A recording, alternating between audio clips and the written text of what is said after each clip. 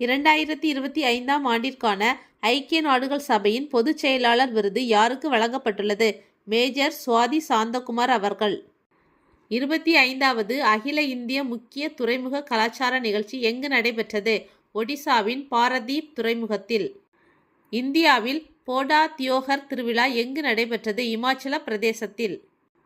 ஜனவரி 16 முதல் 18 வரை நடைபெறும் வெப்பக்காற்று பலூன் திருவிழா எங்கு நடைபெறுகிறது? தெலுங்கானா மாநிலம் ஐதராபாத்.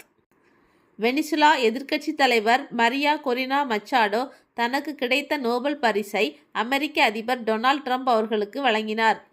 லண்டனின் த லான்செட் டயபெட்டிஸ் அண்ட் என்டோக்ரைனாலஜி மருத்துவ இதழ் ஆய்வறிக்கை 2024 படி நீரிழிவு நோய் பாதிப்பில் உலகளவில் இந்தியா 2ஆம் இடம் வகிக்கிறது. மகாராஷ்டிராவில் நடந்த உள்ளாட்சி தேர்தலில் அதிக இடங்களில் பாஜக வெற்றி பெற்றுள்ளது. ஜனவரி 17, 2026 அன்று பிரதமர் மோடி அவர்களால் வந்தே பாரத் ரயில் சேவை எங்கு தொடங்கி வைக்கப்படுகிறது? மேற்கு வங்கத்தின் ஹவுரா மற்றும் அஸ்ஸாமின் காமாக்யா இடையே. ஜனவரி 17, 2026 பிரதமர் மோடி அவர்களால் தொடங்கி வைக்கப்படும் 2 அம்ரித் பாரத் விரைவு ரயில்கள் எவை? நியூ ஜல்பாய்குரி மற்றும் திருச்சி இடையே, நியூ ஜல்பாய்குரி மற்றும் நாகர்கோவில் இடையே.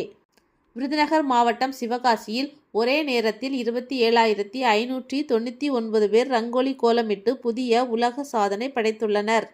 நாமக்கல்லில் 89 கோடி ரூபாய் மதிப்பீட்டில் உருவாக்கப்பட்டுள்ள அதிநவீன பால் பதனிடும் ஆலை அடுத்த மாதம் திறக்கப்பட உள்ளது. தென் அமெரிக்காவின் மிக உயரமான சிகரமான அகோன்காகுவா மலையை வெற்றிகரமாக ஏறிய இந்திய வீரர் அரித்ரா ராய்.